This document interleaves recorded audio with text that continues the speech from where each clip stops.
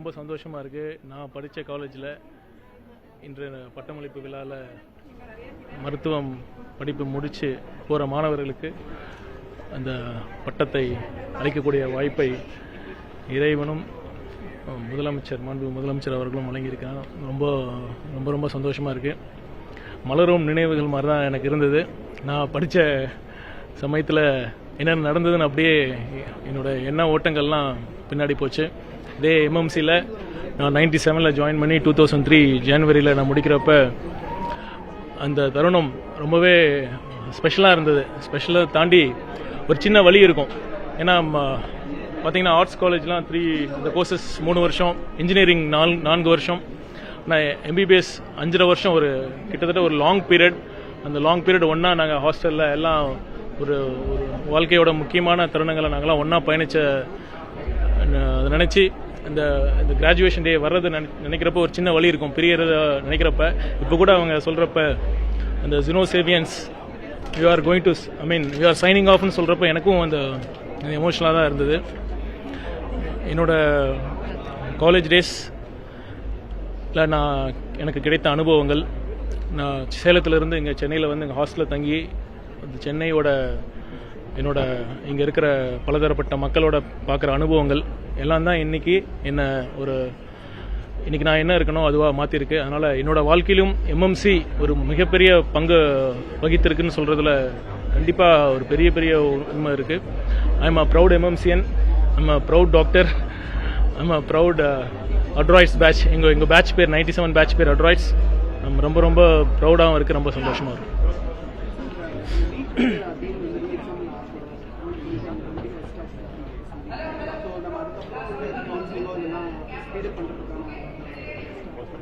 ஆமாம், இது ரொம்பவே பார்த்திங்கன்னா கஷ்டமான விஷயந்தான்.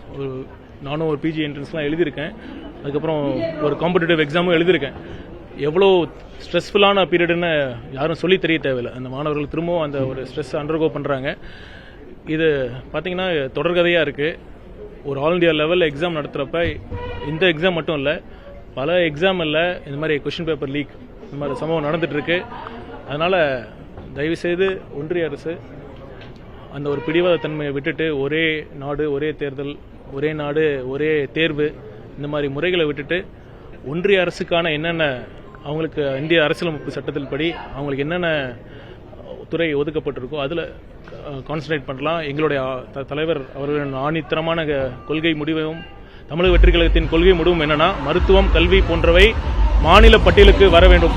அதுதான் எங்களோட கொள்கை முடிவு. அதனால் இதுதான் எங்களோட இந்த பிரச்சனைக்கு நீண்ட கால தீர்வாக இருக்கும். இடைக்காலத்தில் நீட் கண்டிப்பாக விலக்க வேண்டும். அதற்கான சட்ட போராட்டத்தை கண்டிப்பாக தொடர்ந்து முன்னெடுப்போம். முதலமைச்சர்கிட்ட பேசி அதுக்கு என்ன முடிவு எடுக்கலாம் நான் பேசுவேன்.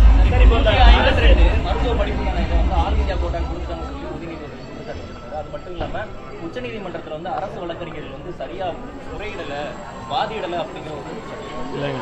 அதாவது நான் ஏற்கனவே என்னோட அறிக்கையில் நான் சொல்லியிருந்த மாதிரி போன 2 வருஷங்கள் தான் எந்தவித எதிர்ப்பும் இல்லாமல் அந்த பில்லாகாத சூப்பர் ஸ்பெஷாலிட்டி கோர்சஸை ஒன்றிய அரசுக்கு, அதாவது ஆல் இண்டியா கோட்டாக்கு சரண்டர் பண்ணாங்க. ஆனால் இந்த வருஷம் நாங்கள் ஒரு உச்சநீதிமன்றத்தில் சரியான முறையில் வாதித்தோம்.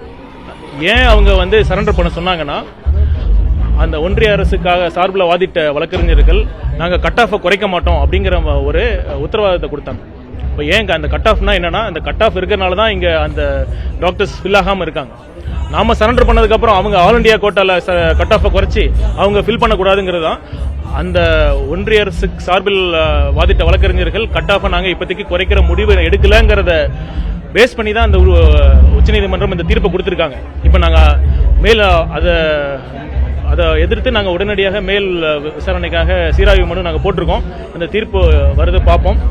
நாங்கள் என்னன்னா, ஒருவேளை உச்சநீதிமன்றத்தின் தீர்ப்பு நமக்கு எதிராக இருந்தால் கூட இந்த கட் ஆஃப் குறைக்கும் விஷயத்தில் கண்டிப்பாக நாங்கள் தொடர்ந்து அழுத்தத்தை கொடுப்போம். கட் ஆஃப் குறைக்கிற மாதிரி இருந்தால் முதல்ல தமிழக அரசு மருத்துவர்களை ஃபில் பண்ணிட்டு தான் மற்ற மாநில மருத்துவர்களுக்கு அந்த சீட்டை கொடுக்கணுங்கிறது எங்களுடைய அரசோட நிலைப்பாடு.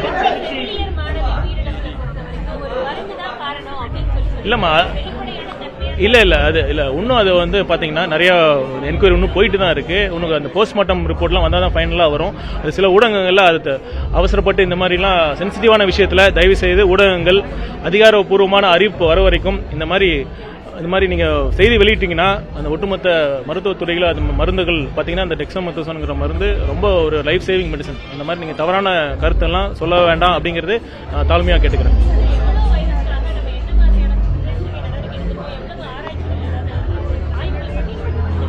நோய் தொற்று இப்போ பெருந்தொற்று இது மாதிரி உலகளாவிய லெவலில் பார்த்தீங்கன்னா பெருந்தொற்று நிறையா வர ஆரம்பிச்சிருக்கு கொரோனாவுக்கு அப்புறம். நாங்கள் அனைத்து முன்னெச்சரிக்கை ஏற்பாடுகளும் பண்ணியிருக்கோம். வெளிநாட்டிலிருந்து வர பயணிகள், குறிப்பாக எவ்வளோ பாதிக்கப்பட்ட நாடுகளிலிருந்து வந்த பயணிகளை நாங்கள் ஒரு 3 விதமாக பிரித்து சிம்டம்ஸ் இருந்தால் அவங்க அங்கேயே ஏர்போர்ட்லேயே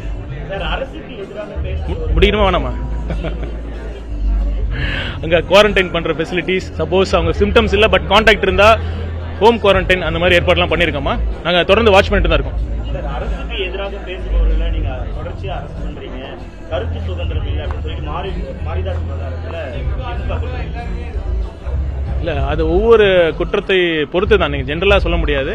அந்த மாதிரி முதலமைச்சர் அவர்கள் இதை பற்றி தெளிவான ஒரு முடிவு தான் எடுத்திருக்காங்க. சார், அரசு மருத்துவர்களை வெளிநாடுகளுக்கு அனுப்புவதற்கான செயல்படுத்த இல்லை, அதை பற்றி இப்போ நான் பேசிகிட்டு இருக்கிறப்ப இப்போ என்னென்னா அரசு மருத்துவர்களுக்கும் இப்போ இருக்கிற வேர்ல்டில் வர லேட்டஸ்ட் டெக்னாலஜிஸ் அதுவும் நாங்கள் ட்ரைனிங் கொடுக்கணுங்கிறது ஒரு எண்ணமாக இருக்குது. நான் இதை பற்றி இன்றைக்கி ஒரு ஹெல்த் செக்ரட்டரிட்ட பேசினோம்.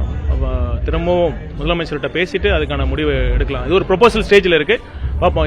இதுக்கான சாத்தியக்கூறுகள்லாம் யோசிச்சுட்டு இதுக்கான ஃபினான்ஷியல் இம்ப்ளிகேஷன்ஸ்லாம் யோசிச்சுட்டு தான் முடிவு எடுக்கும். இல்லை, இப்போ ஒரு டிரான்ஸ்ஃபருக்கு ஒரு கவுன்சிலிங் நடக்க இருந்தது.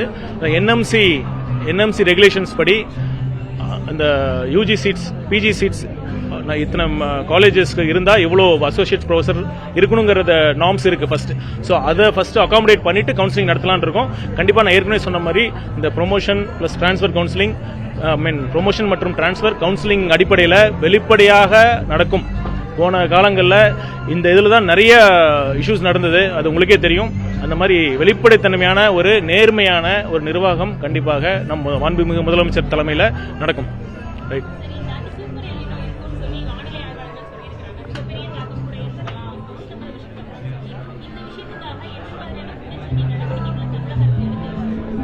பார்த்தீங்கன்னா இது பல்வேறு துறைகள் சம்மந்தப்பட்டது. ஒரு குடிநீர் சம்மந்தப்பட்டதும் சரி, அக்ரிகல்ச்சர் விவசாயம் சம்மந்தப்பட்டது, மருத்துவ சம்மந்தப்பட்டது. ஸோ இது எல்லாத்துக்குமே ஒருங்கிணைந்த ஒரு கூட்டு ஒரு மீட்டிங் நடந்திருக்கு. அதுக்கான நாங்கள் பேசிட்டு இன்னும் என்னென்ன அனைத்து வல்லுநர்களோடும் நாங்கள் கருத்து கேட்டுட்டு தான் இருக்கோம். அதற்கான ஒரு நல்ல முன்னெச்சரிக்கை நடவடிக்கை நாங்கள் கண்டிப்பாக எடுப்போம்.